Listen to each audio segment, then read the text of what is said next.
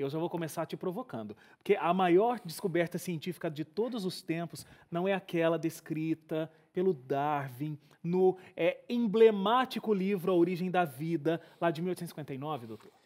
O pessoal acha que não é, Wagner? Que Darwin teve a maior ideia que um homem já teve, né, nesse planeta. E não é. Na realidade, Darwin estava equivocado pelos dados limitados que ele tinha naquele tempo. Então, ao olhar a célula no seu microscópio, Wagner, ele viu que uma gelatina, alguma coisa muito simples. E aí se imaginou um dia que a gente poderia explicar a origem da vida, a origem do universo, através de forças naturais, porque não era assim tão sofisticado, tão complexo. Mas passados 150 anos, quando a gente vai olhar a célula hoje no microscópio, o que a gente vê? Uma cidade cibernética extremamente sofisticada, de alta tecnologia, colocando por terra, né, essa ideia de que processos naturais não guiados poderiam ter nos formados. Fomos planejados. E a gente descobriu isso através da ciência, Wagner, através da investigação científica, da química, da física, da biologia. E é interessante esse contraponto entre o que o Darwin disse lá naquele período e o que vem sendo, né, acreditado até então, e agora o contraponto de uma teoria como o design inteligente, porque essa teoria, a teoria da evolução, né, que é a grande teoria do Darwin, ela de fato é aceita por muitas pessoas. Né? A gente tem uma pesquisa aqui que foi feita em 2010, uma pesquisa feita pelo Datafolha, mostrou que 59% dos brasileiros com 16 anos ou mais, ou seja, né, a parcela jovem e adulta da população brasileira, 59% dessa faixa etária acreditavam na evolução das espécies. Aqui no teu livro, né, que é um fruto até das tuas falas aí pelo Brasil inteiro e até fora do Brasil, professor, você usa um termo que são as cegonhas de Darwin. Explica o que são as cegonhas de Darwin e diz para mim, esses 59% dos brasileiros com 16 anos ou mais que acreditam na teoria da evolução tem a ver com essa cegonha do Darwin? Sim, acreditam na cegonha de Darwin. Eu conto no livro, né, Wagner, que quando eu era pequeno, eu perguntei para minha mãe, mãe, da onde eu vim? E a minha mãe falou, foi a cegonha, meu filho. Aquela velha história da cegonha. E aí, a minha mãe era a maior autoridade que tinha naquele momento sobre a vida. E se minha mãe falou que eu vim da cegonha, eu acreditei. Então, essas pessoas, os cientistas, alguns colegas meus acadêmicos, a população em geral, que quando responde sim, eu creio em Darwin, eu digo que estão presas nessa falácia ou nesse engano da cegonha de Darwin. Por quê? Porque foram seus mestres, os cientistas eruditos que lhe falaram, olha, você evoluiu, segundo Darwin. E a gente vai acreditar que aquilo é uma verdade absoluta. Mas quando, como eu, né, a gente vai bisbilhotar os dados científicos, quando a gente vai olhar a vida como ela realmente é, quando a gente investiga tudo do ponto de vista atômico e molecular, Wagner, a gente descobre que a cegonha realmente não tem sentido. Assim como quando a gente vira adulto, a gente percebe que a cegonha não foi quem nos trouxe para a casa onde nós nascemos. Quando a gente vai na escola, né, eu costumo brincar, é aquele bullying educador dos nossos colegas. Você crê ainda em cegonha? Não é bem assim. Aí nos contam a história verdadeira. E esse livro conta a história verdadeira, desmistifica essa ideia de que processos naturais não guiados poderiam ter trazido a vida na cegonha de Darwin, né? Não, vida é sofisticada, complexa, requer informação, tecnologia, altíssima tecnologia, coisa que só pode emanar de uma mente inteligente, inteligentíssima. Professor Marcos, o senhor deu exemplo aqui de que quando o Darwin olhou para uma célula é muito diferente do olhar que um cientista hoje vai ter para uma célula, né? E aí tem um trecho aqui do livro também, a gente separou aqui, o senhor cita um trecho do Origem das Espécies. Olha, eu falei Origem da Vida no começo do programa. Origem da Vida é o do Michelson Borges, né? Origem das Espécies é o que é do Darwin. Bom, enfim, sim, é o Origem das Espécies. E o trecho do Darwin é o seguinte. Se pudesse ser demonstrada a existência de um órgão complexo que não poderia ter sido formado por numerosas, sucessivas e ligeiras modificações, minha teoria seria totalmente invalidada. O que o senhor defende aqui é que esse órgão já foi descoberto. Sim, Wagner, não só esse, mas vários e vários outros. Não é um só. Darwin lançou um desafio que ficou em pé por 150 anos. Mas hoje, a gente olhando na vida, a gente vê um número imenso de máquinas e motores que derrubam a teoria de Darwin exatamente pelo desafio que ele lançou. Não coisas que não se podem formar lenta, gradual e sucessivamente. Então, a gente vê o flagelo bacteriano, que é aquele motor nanomolecular, que funciona, roda 100 mil RPMs, rotações por minuto. A gente vê as quinesinas, são robôs nanomoleculares, têm bracinhos, perninhas, andam pelas células. A gente vê um conjunto incrível de nanomáquinas e nanomotores que não podem ser formados por etapas lentas, graduais e sucessivas, como Darwin um dia propôs. Tudo indica que eles foram feitos prontos por uma mente extremamente inteligente. E não haveria, né, eu falo que é o quantum da vida, teria que ser um salto quântico absurdo, né, de informação, de inteligência, de tecnologia, para pegar matéria inanimada e criar qualquer coisa viva. Então, aqueles processos lentos, né, graduais, sucessivos, que vai lentamente de matéria inanimada criando vida, caem por terra com o que a gente descobriu hoje em ciência. Agora, não existe aí um contraponto? Vamos lá para a pergunta do leigo no assunto. Sim. Tá, o Darwin olhou para aquela célula e é muito diferente o que hoje os cientistas conseguem ver, inclusive do que ele viu. O senhor usou a expressão, ele viu uma gelatina.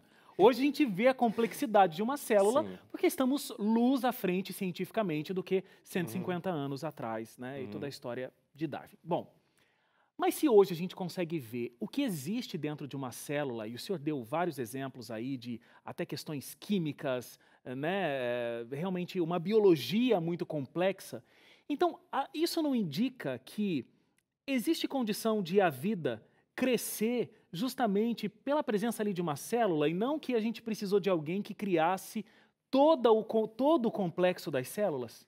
Essa é uma hipótese, não é, que tem sido considerada pela ciência. Mas o que a gente descobriu hoje, Wagner? A vida ela foi dotada de mecanismos para ela se adaptar, para ela sobreviver às mudanças do meio ambiente.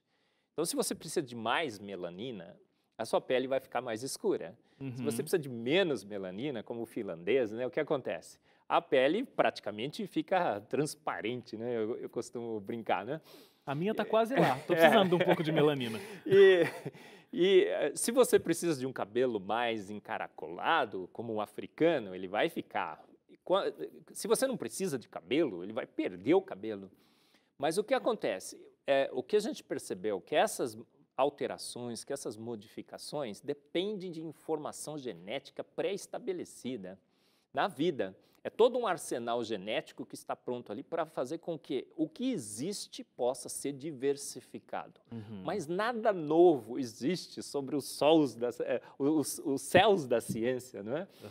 Se você um dia precisar de asas para sobreviver, você está extinto, Wagner.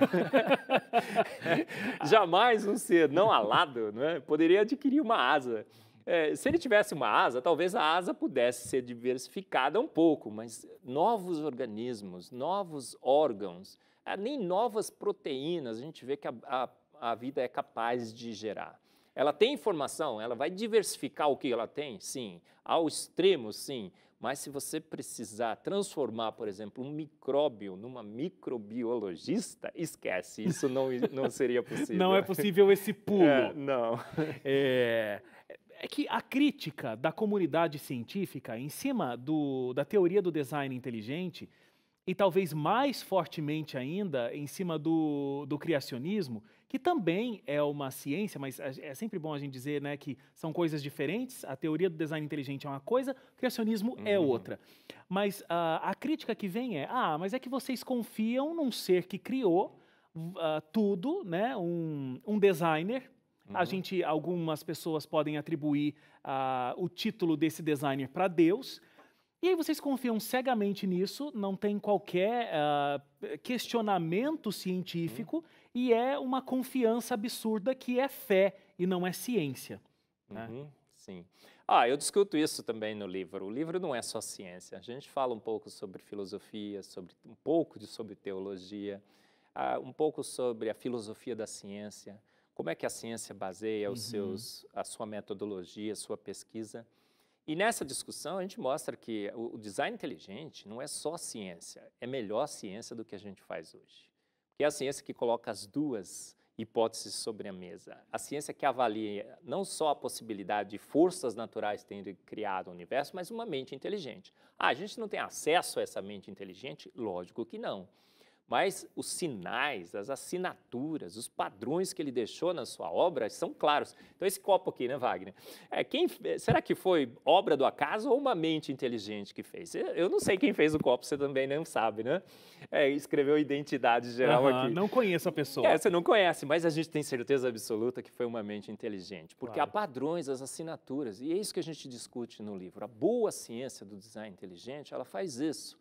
Ela não tem acesso a quem fez, mas ela tem acesso à sua obra. E as assinaturas, as evidências, os padrões são claros em indicar que realmente, de fato, uma mente inteligente fez todas as coisas.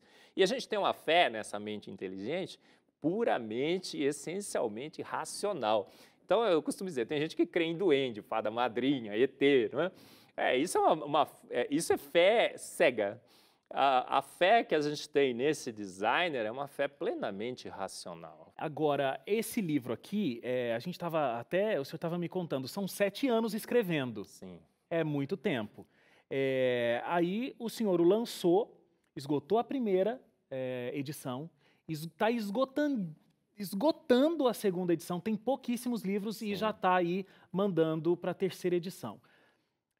Isso mostra que as pessoas elas realmente têm interesse nesse assunto. Por mais que talvez não seja a hegemonia dos acadêmicos e dos cientistas, ou a grande maioria das pessoas, mas existe um interesse nessa área. Qual é a sua expectativa, professor? O senhor gostaria que isso fosse mais considerado pela ciência, a teoria do design inteligente, que as escolas estudassem a teoria do design inteligente? Qual é o sonho de alguém que dedica tanto tempo da vida para falar sobre esse assunto? Wagner, em primeiro lugar, todos queremos saber da onde viemos, para entender aonde estamos e para projetar para onde vamos, não é isso? É isso. A percepção que a gente vai ter sobre nós mesmos, da onde viemos, vai guiar a nossa vida, vai guiar a nossa sociedade, vai fazer com que a gente seja A ou B, para cima ou para baixo, para a direita ou para a esquerda. Isso faz toda a diferença. Então, por que é a maior descoberta científica de todos os tempos? Porque essa é a grande questão que a ciência quer responder. Da onde viemos, onde estamos, para onde talvez possamos estar indo. Então, por que o livro teve tanto interesse? Porque ele trata dessa questão e porque ele traz uma visão nova, né? A gente tem centenas e centenas e centenas de livros escritos defendendo a evolução e pouquíssimos livros em português. A gente tem do Everton, que também lançou a teoria do design inteligente, pouquíssimos livros em português. Então esse talvez seja o motivo, né, de que a primeira já foi, a segunda já foi, a gente está escrevendo a terceira, porque é a questão mais importante, é que todo mundo quer saber. E é uma obra que, em português, discute uma alternativa. A gente tenta tornar a leitura a mais agradável possível. Ela é um pouco irreverente, a gente faz algumas irreverências, inclusive, nas ilustrações e tudo mais. Acho que é uma leitura divertida, mas, ao mesmo tempo, bastante erudita, porque vai levar você a entender esse conflito que a gente vive, essa disputa que nós temos hoje entre a melhor causa para as nossas origens e como que a ciência fez uma grande descoberta, mas ainda está, né, escondendo essa descoberta de todos. Mas não fomos planejados, ele veio à frente, né? Mostrando, olha, descobrimos, fomos planejados, e essa é a maior descoberta de todos os tempos, científica. A gente foi feito pronto, esquece essa história de uma evolução lenta, gradual e sucessiva. Bom, e eu dei uma leitura transversal aqui nesse livro para a gente conseguir conversar, mas agora eu vou conseguir ler com calma. Esse é seu, Muito obrigado, professor. E, professor, olha, identidade geral, todo ano tem que ter, professor Marcos Eberle, então, por favor, já estamos te esperando na próxima entrevista aqui, viu? É muito para conversar. É sempre um privilégio estar com vocês aqui. Cada programa é um assunto novo, inesgotável. Pode chamar, eu venho correndo. Muito obrigado mesmo.